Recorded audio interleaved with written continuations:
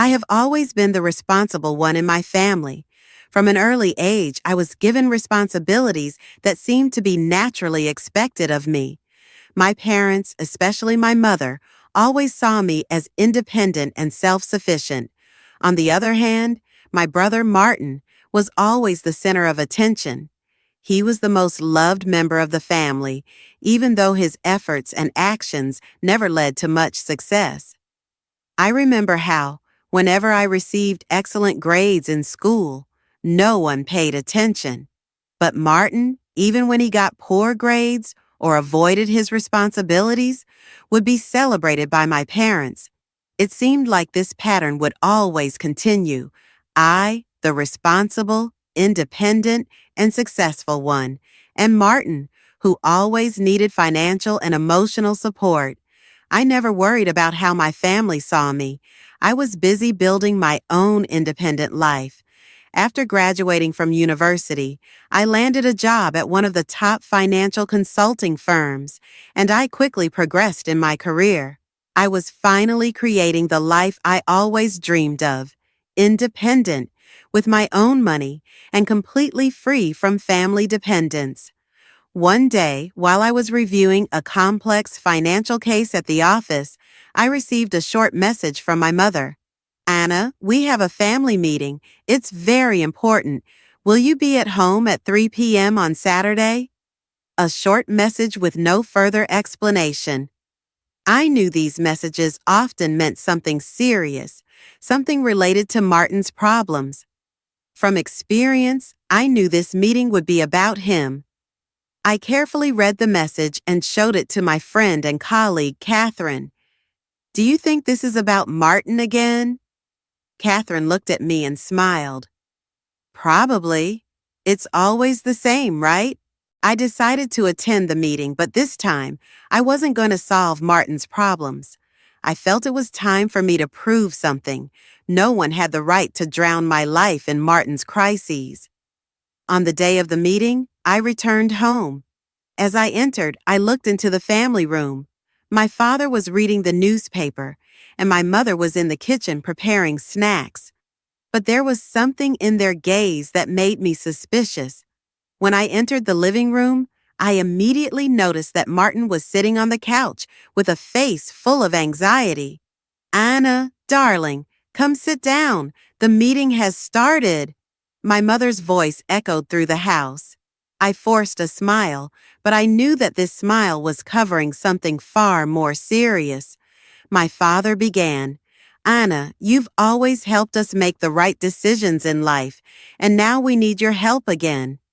Without fully knowing what was coming, I sat down, but as soon as my father said, "Martin has encountered new financial problems, and we think he may need help," my eyes widened.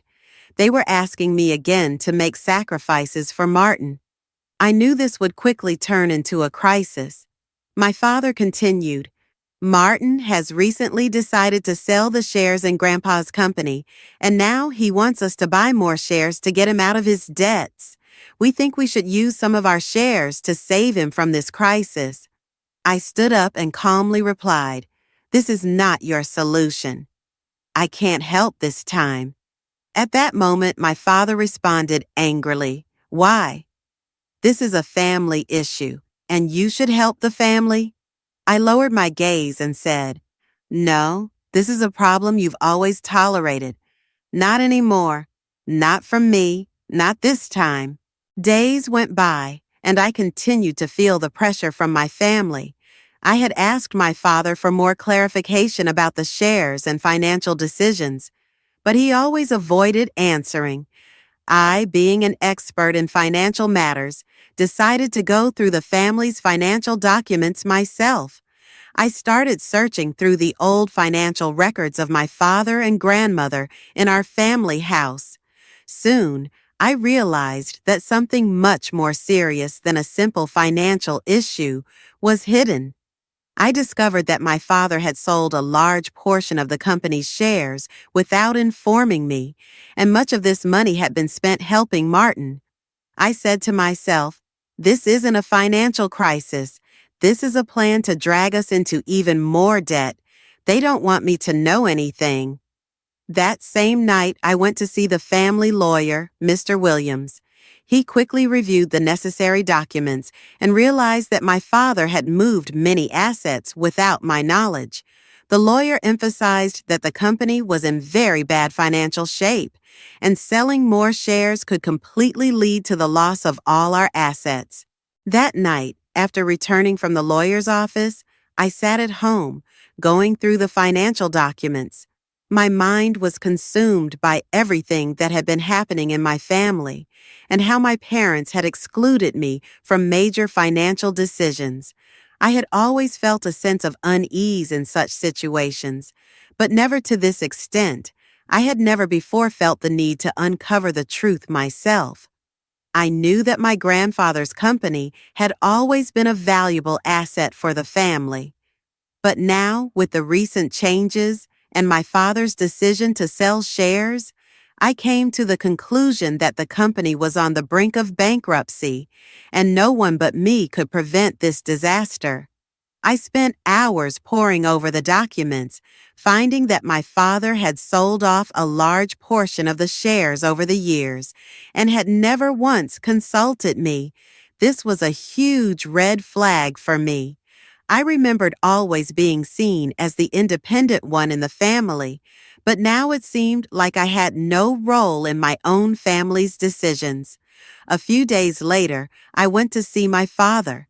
I had to confront him, and for the first time in my life, I decided to ask him why he was taking control of the family assets without consulting me.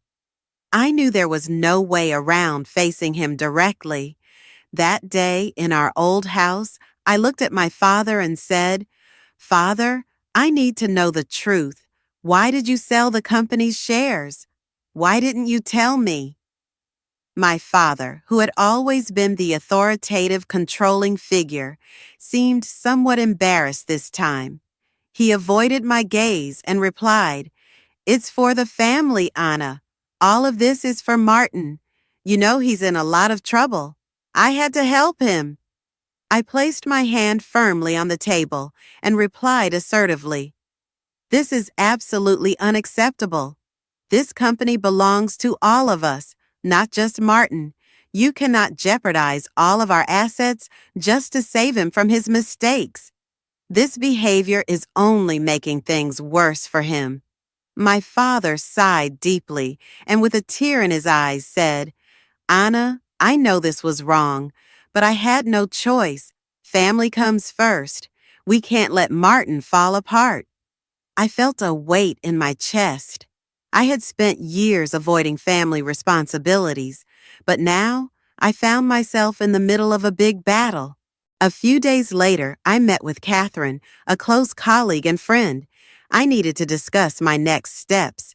I knew how to make decisions in my professional life, but when it came to family, nothing seemed predictable. "Catherine, I need to end this situation.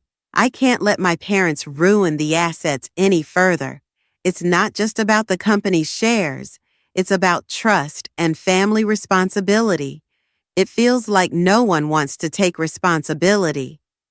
Catherine looked at me seriously and replied, "Anna, you have to be brave to do this. Not just for Martin, but for yourself and your future. Your family needs real change." I decided that I had to take a bold step. I contacted my lawyer, Mr. Williams, and asked him to prepare a strategy to stop the further sale of shares. I had to take action to stop my father. At the same time, I reached out to Martin to discuss his gambling addiction and financial troubles. "Martin, you need to face the truth. I can't help you this time. You have to save yourself." Martin, on the other end of the phone, sounded weak as he said, "Anna, I made a mistake. Maybe it's not too late. You always thought I could take care of myself, but now I don't know how to get out of this." I felt a pang of sorrow, but knew that if I were to help him, I needed to do so the right way. I didn't want to get caught up in the cycle of destructive, irresponsible behavior from my family anymore. The weeks after I made my decision were the hardest of my life. I found myself grappling not just with the weight of my family's expectations, but with my own deep-seated need to protect my future and well-being. It was an emotionally challenging time, yet I knew it was necessary. No longer could I allow my life to be dictated by Martin's destructive behavior or my parents' refusal to take responsibility for their actions. After our meeting, I received a message from Martin that read, "Anna, we need to talk. It's urgent." I knew the time had come to confront him once and for all. The constant enabling of his bad choices had to end. I replied, "I'm ready to talk. Let's meet at our usual cafe at 5 p.m. As I walked into the cafe, a place filled with memories from our childhood, I couldn't help but reflect on how everything had changed. The familiar place where we once discussed our hopes for the future now felt alien, weighed down by the burdens of addiction and financial ruin. When Martin arrived, he looked completely different. His face, drawn with exhaustion, reflected the emotional toll his gambling addiction had taken. He sat down slowly, eyes filled with regret. "Anna," he began, his voice barely above a whisper, "I've made so many mistakes. I don't know how to fix this. You've always been there for me, but I understand if you want to walk away from me now." I had to be firm in this moment, for both our sakes. "Martin, this is not about me walking away. I've always wanted you to get better, but I can't keep sacrificing my life for your mistakes. You need to save yourself." Martin's hands trembled slightly as he placed them on the table, his voice cracking with emotion. "I know everything's falling apart. I've made horrible choices. I didn't want things to get this bad. When I was losing everything, no one was there to help me. Now I don't know how to get out of this." This moment was pivotal, not just for him, but for me as well. I had to stand my ground.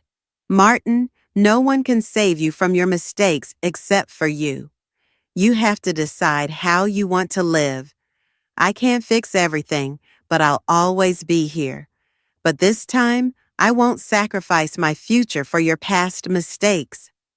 Martin looked at me for a long moment and then finally said, with more clarity, "I don't want to live like this anymore. I don't want to distance myself from everything and everyone, but I don't know where to start." I smiled gently, placing my hand on his. "Martin, the first step is to stop holding on to illusions. You've got to realize that life is too short to keep dwelling on the past. Take responsibility for yourself and start healing." He sighed, his body language shifting as he processed my words. "I want to start, but it feels so difficult." I met his gaze, offering reassurance. "I know it's hard, but this is the only way you can save yourself. I won't abandon you, but you've got to accept that change will be a gradual process. I want you to go to treatment, and I'll support you, but only when you're ready to help yourself." After a long pause, Martin finally said with newfound determination, "Okay, Anna, I'll start. This time, I have to take care of myself." Relief washed over me, knowing that he was ready to take the first steps toward recovery. "I'm here for you, but remember, this change starts with you." The weeks that followed were full of small victories. I watched Martin slowly and steadily progress in his recovery. He began attending therapy for his gambling addiction, and he joined support groups for gamblers. Each day he took small but significant steps towards healing, and I knew that for the first time he was genuinely committed to changing his life. But my own journey was not without its challenges. I couldn't simply stand by and let my parents continue to make poor financial decisions. The situation at home had worsened over the years, and I had learned that it was time to put my foot down and protect my financial future. I reached out to my parents and told them firmly that the constant financial bailouts for Martin would no longer continue. They needed to face their own financial problems and stop enabling Martin's destructive behavior. I guided them through setting up a meeting with financial advisors to help stabilize their financial situation. Though there was resistance at first, they began to understand that enabling Martin was only prolonging his struggles and the family's suffering. A month later, I was witnessing real changes, not just in Martin, but in my entire family. Martin had completed his 90-day residential treatment program, and he had started working in a local company. Though it wasn't an easy transition, I could see he was beginning to take responsibility for his actions, something he had never done before. Meanwhile, my parents were finally beginning to face the consequences of their past financial decisions. With my guidance and that of the financial advisors, they were taking steps toward rebuilding their savings and managing their debts. Slowly but surely, they were learning to stand on their own and take responsibility for their actions. The change wasn't immediate, but the progress was undeniable. 6 months later, I sat in my grandmother's house, reflecting on everything that had happened. The house, which had been preserved according to her wishes, was nearly finished. I had honored her legacy, ensuring that her wishes were upheld and the family's assets were protected.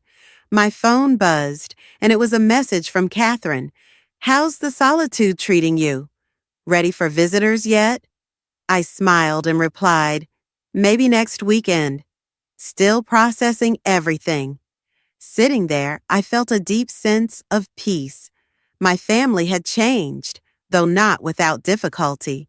Martin had taken responsibility for his recovery, and my parents had learned to face their financial reality. We still had a long way to go, but we were finally on the right path. Throughout this journey, I realized that helping others doesn't always mean sacrificing your own life. Sometimes, the most loving thing you can do for someone is to let them face their own mistakes and grow from them. Through courage, persistence, and love, I was able to reshape my family's dynamics and create a path toward real healing. It wasn't easy, but it was worth it.